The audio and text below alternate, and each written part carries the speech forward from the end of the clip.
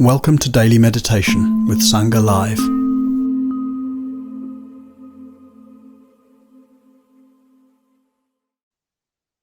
All right, very good.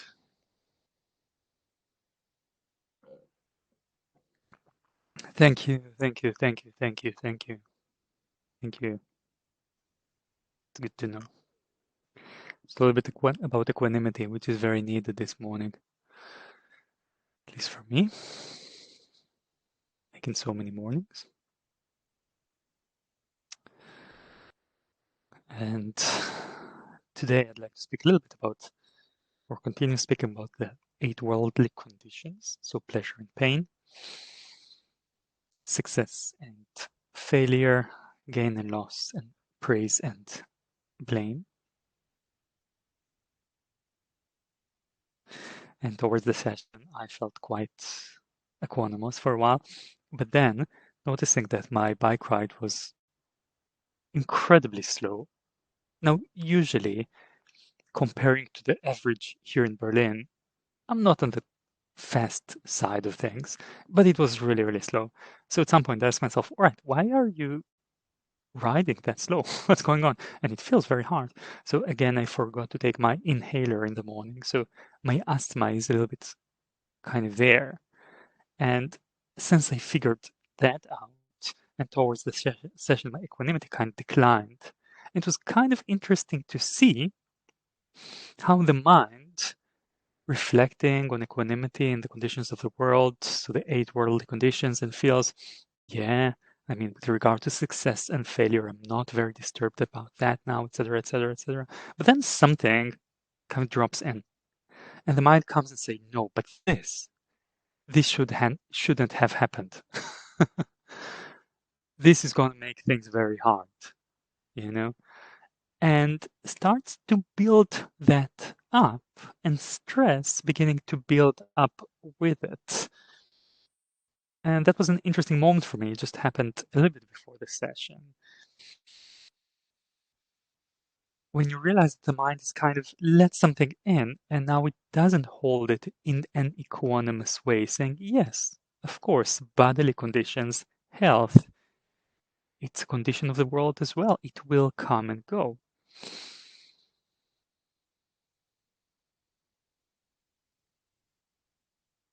And then there was a kind of highlighting from the side of like, but how will the session go, So then the success and failure thing, or the praise and blame thing, kicked in, and they reinforced each other, So there is a relative contraction, a relative kind of entanglement with regard to the conditions of the world. And it was interesting and humbling to see that. How quickly the mind, and how convinced the mind is that this time it's for real. Yes, conditions, but really my asthma, yes, conditions, but really the session, and the mind does that.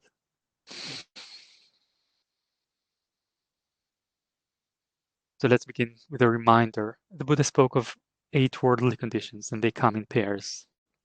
So success and failure, praise and blame, pleasure and pain, and gain and loss. And well, everyone are going to experience fluctuations with these conditions. That's the nature of them, like really the nature of everything. But the mind tends to become entangled with these pairs of conditions, and gets a little bit frightened and a little bit locked into one pole, like frightened of one pole and locked into the other. And it can be really, really helpful to reflect on these conditions. Not only hear about them, but take these teachings and think about them. Reflect on your days. And the invitation from the side of the Dharma is, can I have more freedom with regard to these pairs of the conditions and the entanglement of the mind in the conditions of the world? Can there be more ease with regard to it? And with this more freedom and more ease, the mind learns to find a more true, in a way, less entangled, freer, wider dimensions that it can inhabit and live in and take as its shape.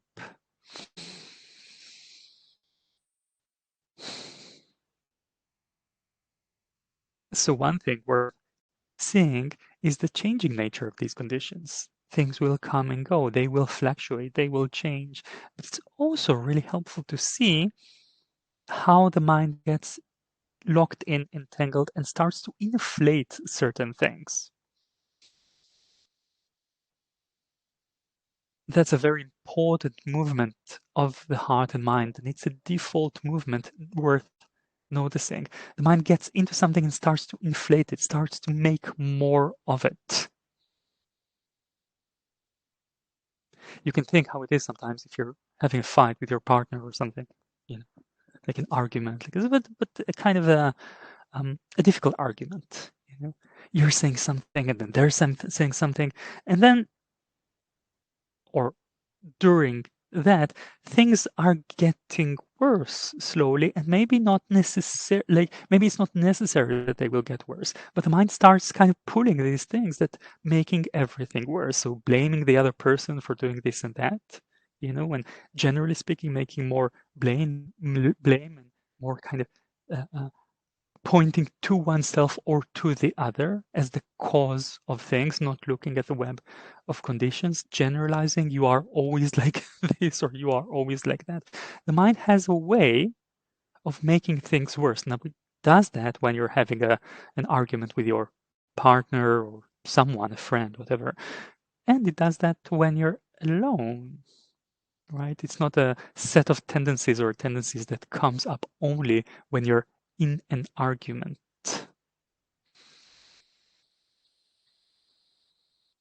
So it's worth seeing how the mind picks up on things and inflates them. We can think about praise and blame, for example. One can become a little bit obsessed with the question, what will they think about me? As a very general category that in different sets of conditions and circumstances plays out into these conditions and circumstances, right? What will they think about me? And become a little bit anxious around that, which is very human and very understandable. One of the suggestions coming from Rob Berbea with regard to this kind of thing is, well, reflect on the nature of thought for a second. And I actually remember hearing this from Christopher Titmuss a long, long time ago in Israel. Reflect on the nature of thoughts for some seconds. Look at your thoughts. They're so quick, they're so fleeting. Now, how much energy do you want to invest trying to arrange and manipulate the thoughts of others about you?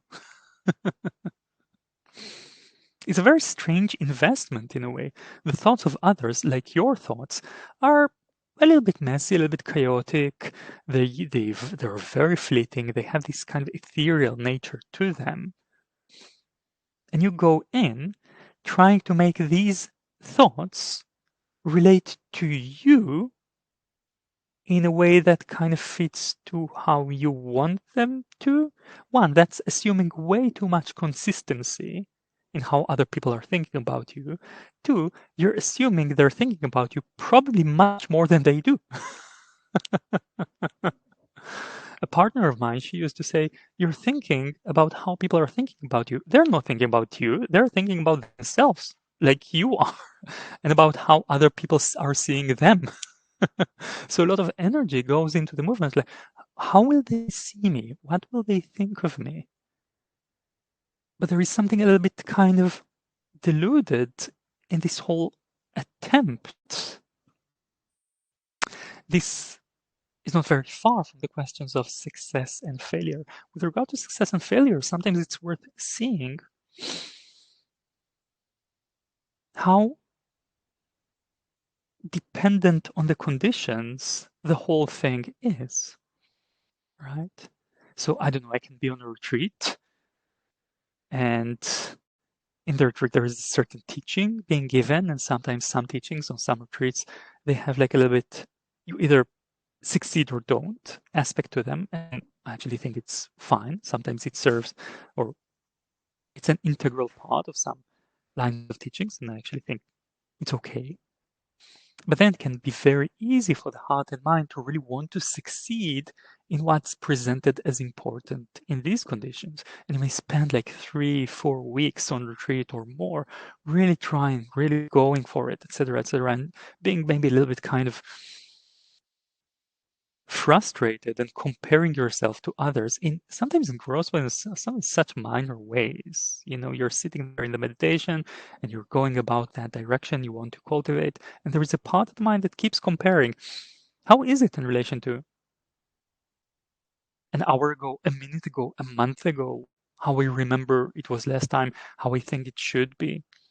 Now that does something to the mind, of course. That makes everything a little bit, yeah. Maybe not great, even though the experience can be wonderful in so many different ways.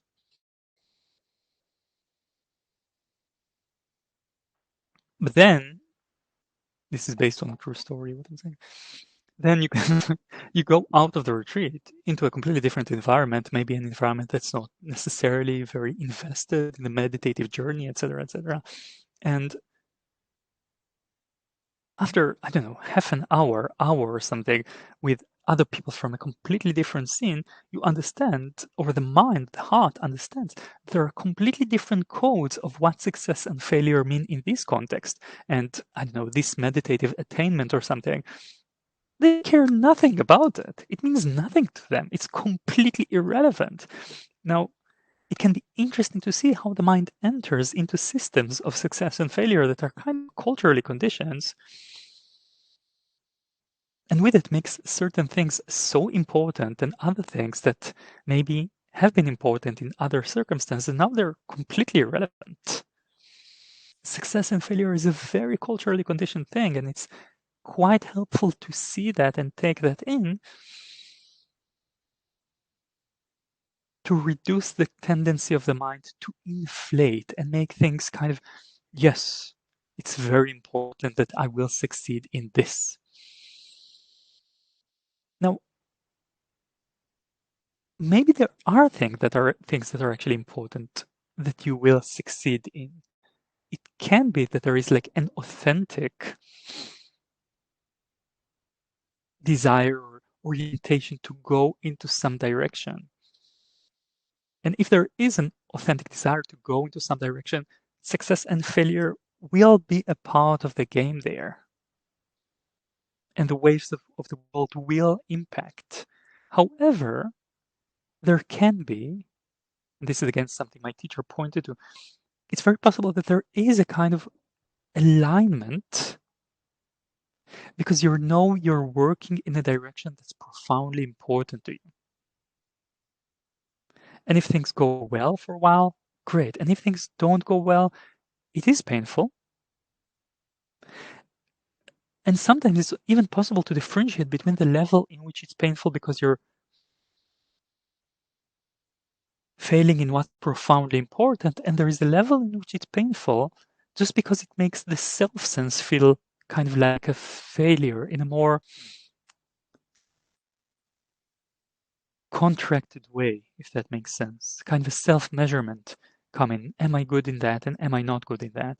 And that same self-measurement will also be there for things that are not important for you. Do you see what I mean? Like the level and the level of success and failure with regard to things that are authentic, that are really important for the heart, that will be there if you're moving in the direction that's authentically important to you. And if you're moving in the direction of some kind of, I just need to succeed in that field because this is what we're doing here, that level won't be there. There will be a level, there might be a level of self-measurement around success and failure that just goes into both these fields. And this is always worth working with and dissolving. But part of working with it and dissolving it will be actually to have a sense of actually what is important for me, What do I really want to go for? That was a question my teacher asked a lot. What are you going for? What's really important for you? And to the extent that the being is invested in something like that, it gives a broader field for the waves of success and failure to move in, and it brings a kind of equanimity because you know that anyway you're aligned towards what's important, and there is a kind of feature to things that are deeply important, that is that you cannot really succeed in them fully or finally. They will always want more. So I'm going for meditative depth. I'm going for wisdom. I'm going for kindness. I'm going for generosity. I'm going for compassion. I'm going for meditative ease, which maybe is not very different than meditative depth. I'm going for these things. I'm going for richness in a relationship. I'm going for articulation, for clarity. I'm going for whatever I'm going for that's truly important for me. There is no way you can end it in one lifetime. There will always be more wisdom to open to. There will always be more compassion that you can cultivate and more that is needed. There will always be the possibility of a deeper meditative depth and ease. So you're going in these directions and you're giving the best to them, but there is something in this width of aspiration, the direction that goes from the self or from the sense of self towards what you aspire towards, that makes this wave, all right, there are waves. It's fine. It's actually fine. It feels very different when there isn't that depth of aspiration and directionality and a sense of kind of vastness that comes with it, or endlessness that comes with it. And then the waves, they just hit the self. And then and often it's mixed, it's good to differentiate and lean more and more towards what feels deeply important. All right. So in a second, we'll move to the meditation. Just one thing I'll say before that. In this meditation, we'll practice in a similar way to how we practiced yesterday. And I want to say something about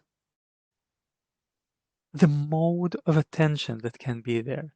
See if you can your attention can be quite steady, present, but very delicate, like a soft hand you're putting on someone with the fullness of presence, but a lot of attunement and sensing into what's there. A very helpful thing on the meditative journey is to make your attention into a sophisticated, sensitive kind of instrument. All right, let's practice together.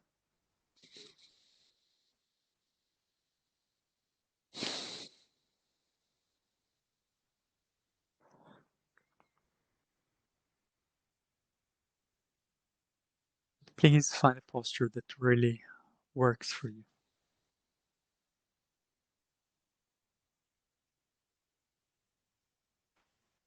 You can practice this sitting, of course.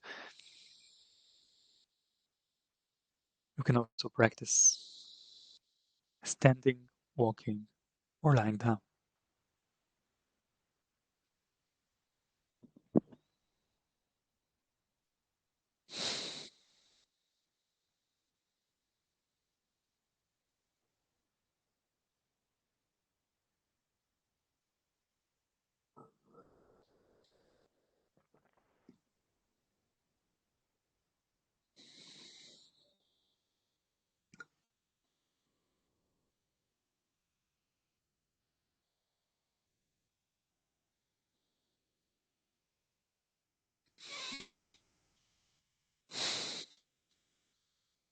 And we begin similarly to yesterday with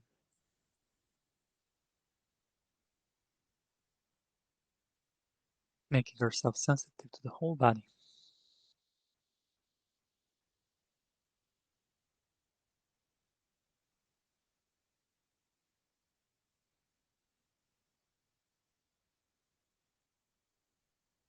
Beginning with feeling into how it feels right now.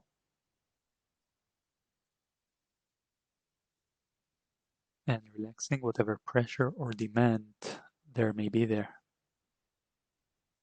That may be there, sorry.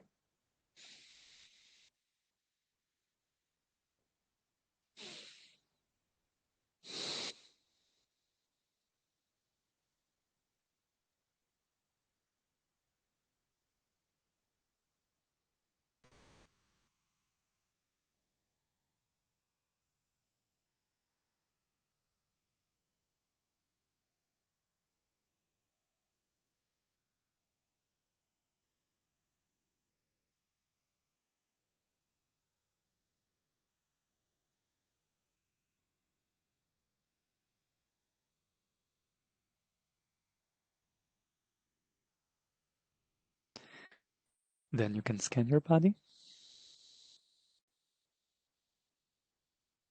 to relax whatever accumulated tension there's there. And also to spread the attention a little bit more thoroughly throughout the body. You can begin from the top of the head, touching and relaxing there.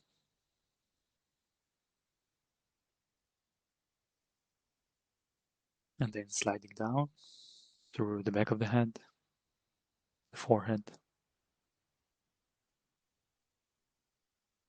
in and around the eyes,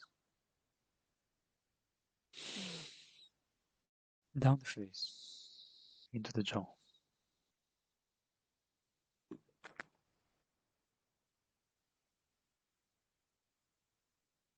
Down the back of the neck and the throat.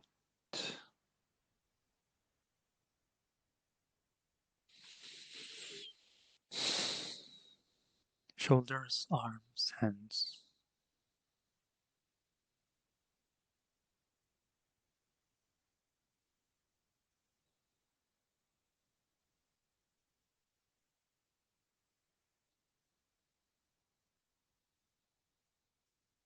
And then down the spine.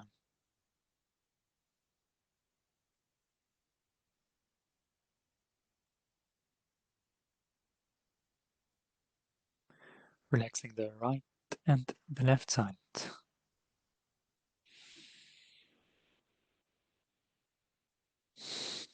Or the back.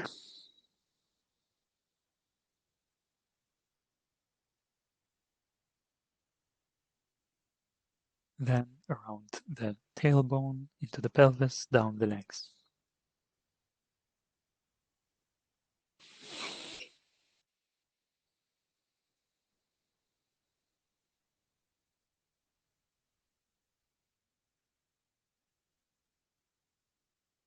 Relaxing the belly and the chest as well.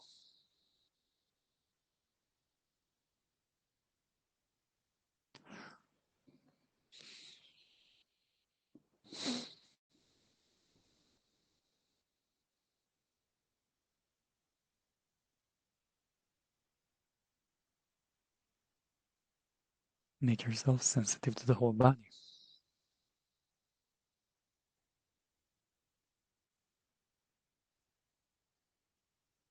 You can remind yourself your kind intentions towards yourself and others.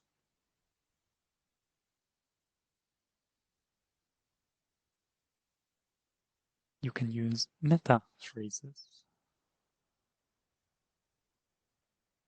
to incline the heart and the mind in this direction.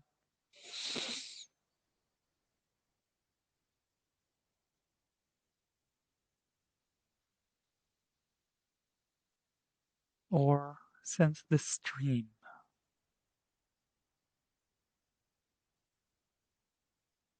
of kindness. Let yourself open to it. Lean on it a little bit.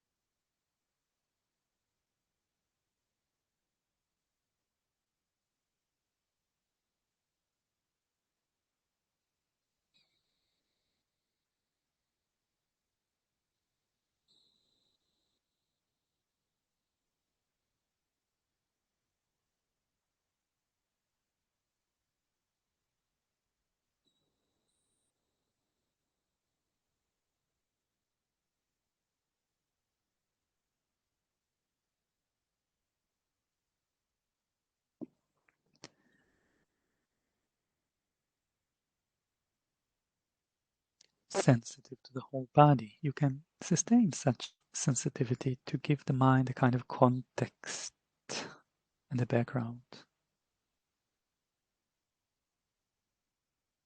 And if it feels right, and really only if it feels right, you can also stay with the field of the whole body. But if you want, you can approach a more specific place in the body, somewhere along the midline of the body.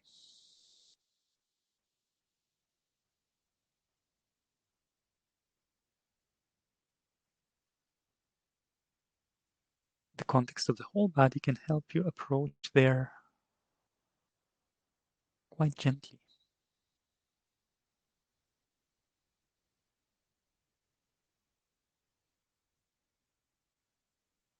As if your attention was a hand, very gently touching or holding steadily, but without closing into a fist, just holding.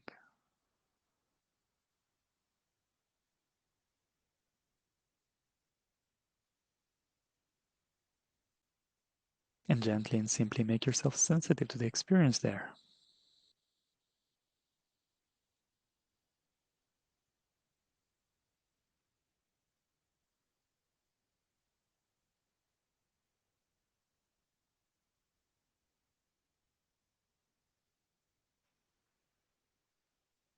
No need to shrink around it. Again, your attention can be quite broad to the whole body or even broader. But it's especially sensitive to this part,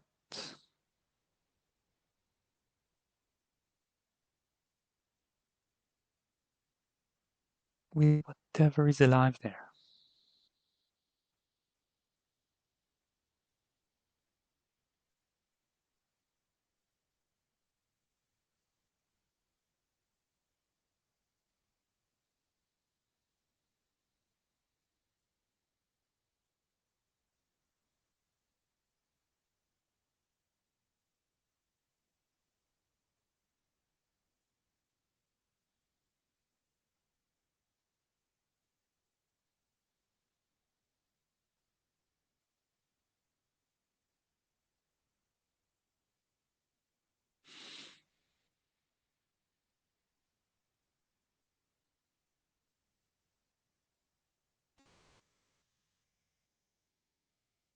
Sustaining a somewhat simple, somewhat direct contact relationship.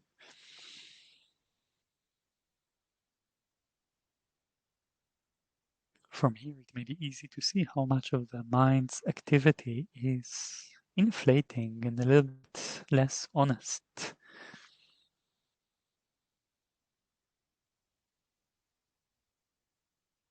comparing to the immediacy and kind of honesty of this bodily experience here.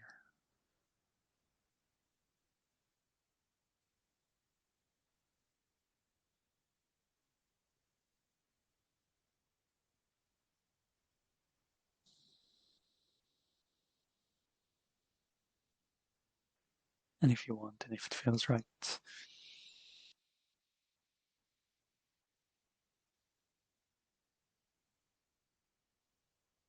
you can invite the lens of may I be at peace with the flow of experience.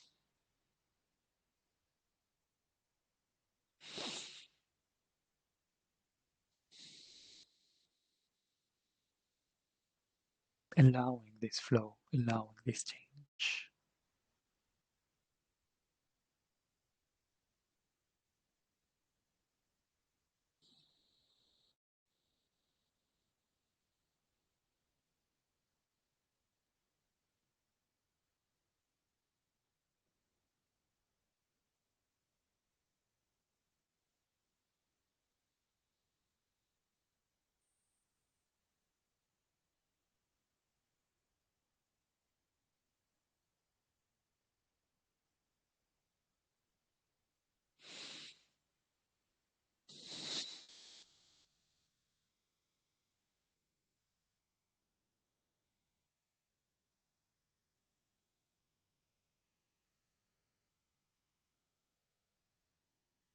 Let's sit here for a while.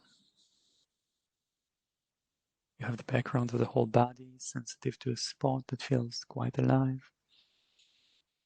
Allowing change. May I be at peace with the change of things.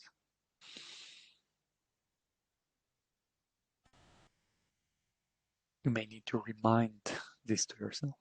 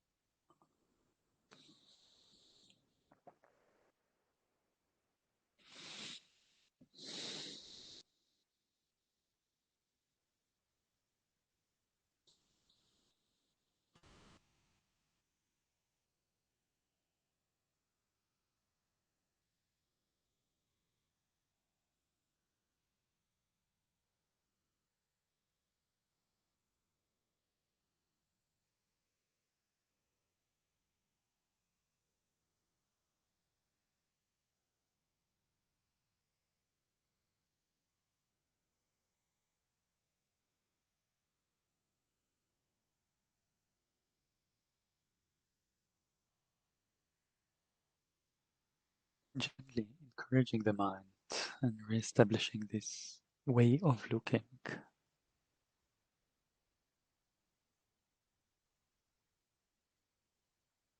At peace with the flow of experience.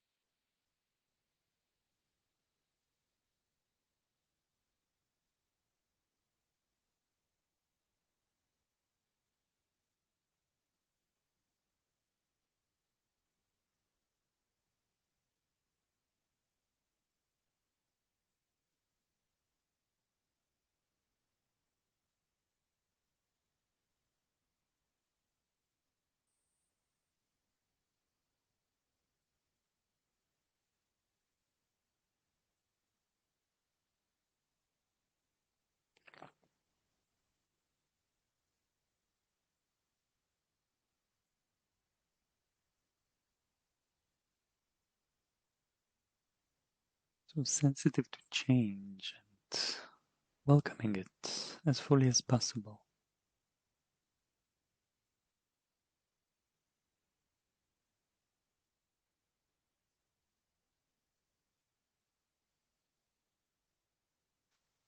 If you want, you can experiment moving your area of focus to different places in the body.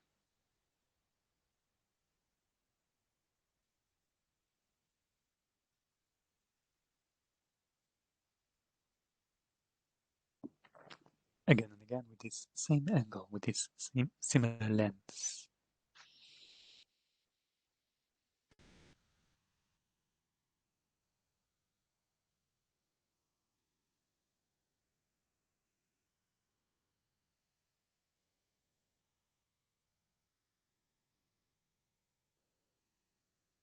There can be all sorts of sensations and movements there. Some of them pleasant, some of them not. Maybe it's not that important what they are exactly, but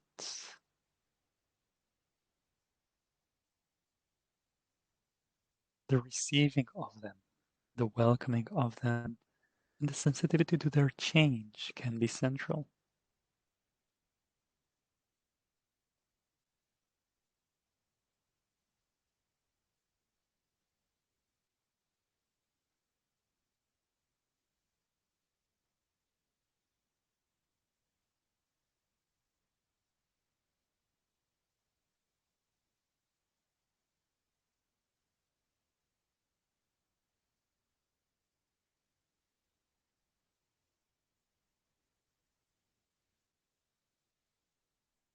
If it feels right, if you want, you can expand your attention to the whole body. If before it was a background for the attention, now it can be the central width.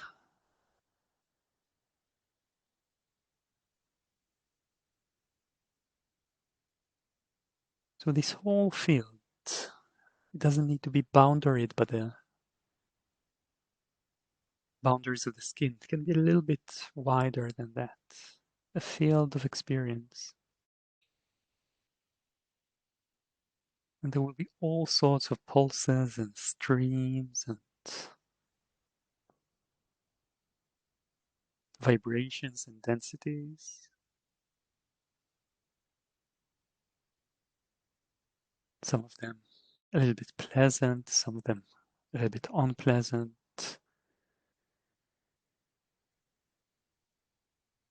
Some of them somewhere on the spectrum that is not very distinguished. Open, sensitive to all of them.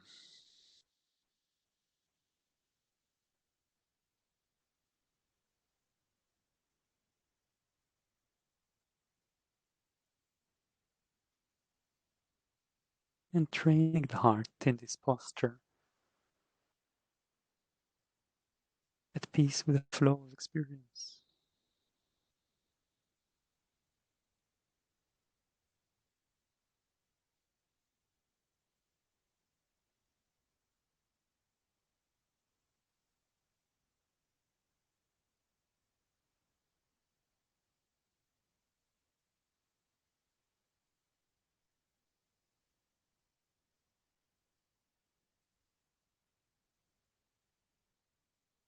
The attention to the whole body will tend to shrink, and it's worth expanding it again and again.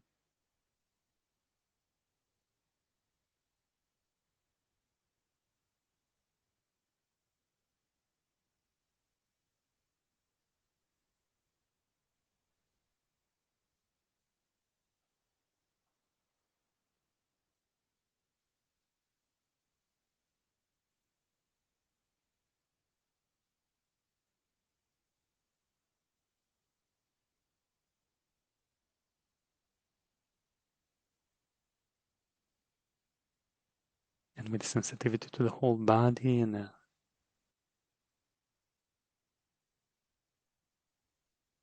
kind attitude,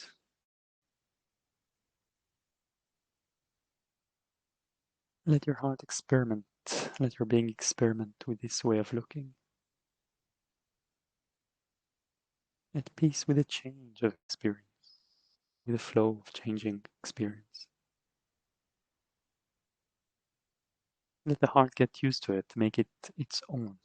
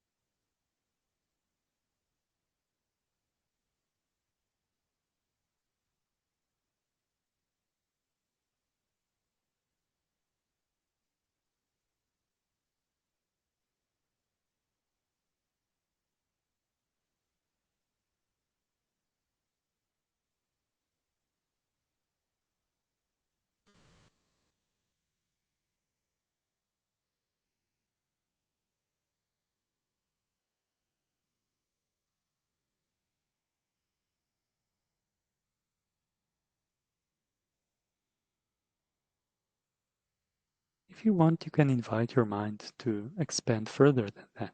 So from the sense of the whole body,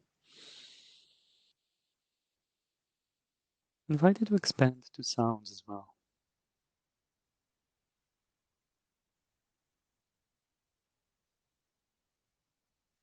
You can invite it to be open to the entire soundscape.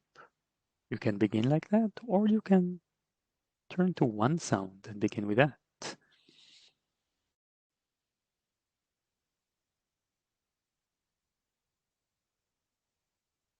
Welcoming the change there.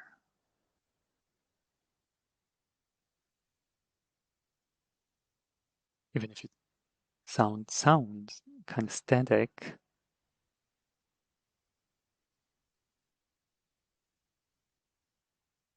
you will be able to notice changes in volume, in texture.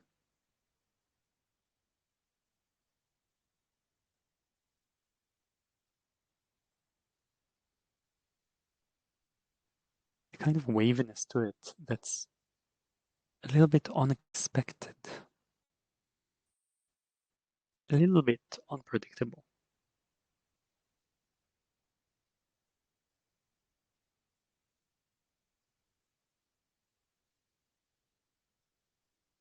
You're really welcoming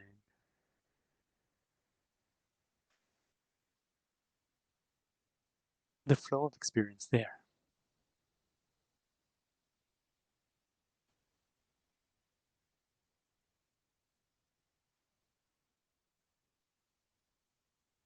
And when you want, and if you want, you can expand to the whole field of sounds, the whole soundscape.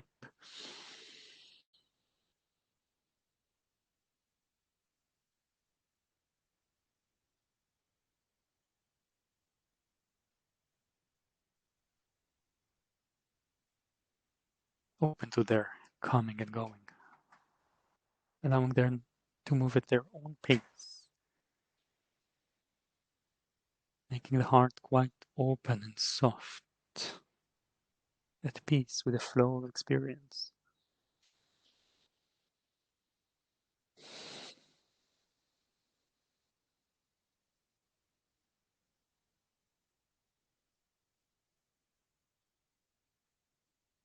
No, the field of sounds can include bodily sensations as well,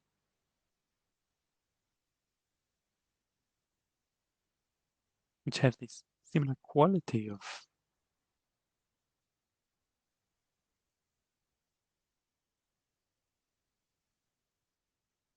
arising, lingering, and dissolving.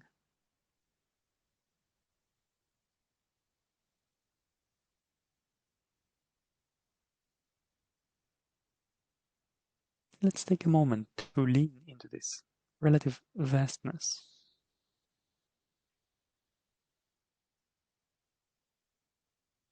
If this one closes, you can open it again, perhaps with sounds or perhaps by reminding yourself of it.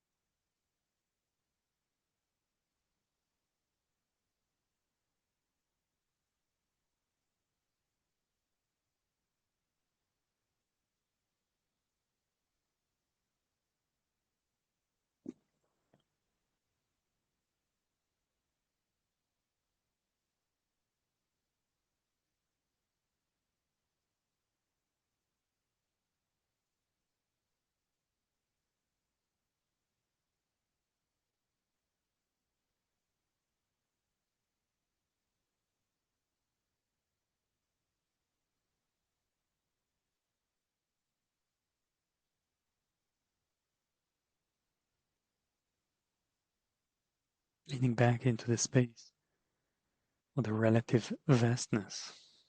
It can be quite natural to see thoughts and movements of mind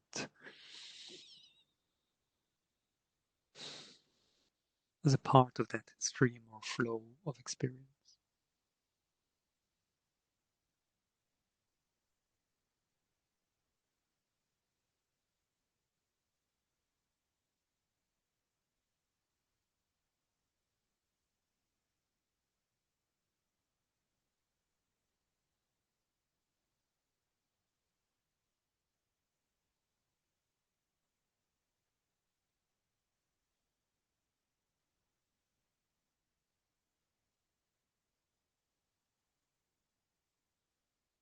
this, you can relax the meditative posture and the meditative intention. You can invite your mind to take a note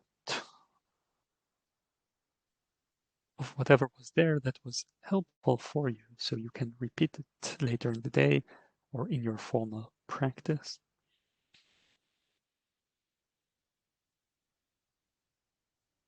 And of course, you can dedicate your practice to others if you wish.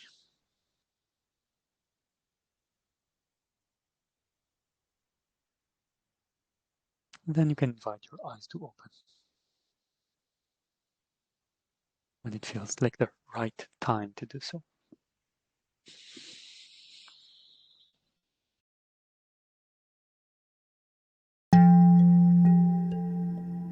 Today's podcast is an offering to you from our archive of freely available live daily classes. We make wisdom teachings and meditations as freely available as possible to as many people as wish to practice. You can help ensure we can continue to support a worldwide Sangha by leaving a review wherever you get your podcasts, by sharing this with someone who'd be interested, and by offering a small financial support at sangha.live/donate.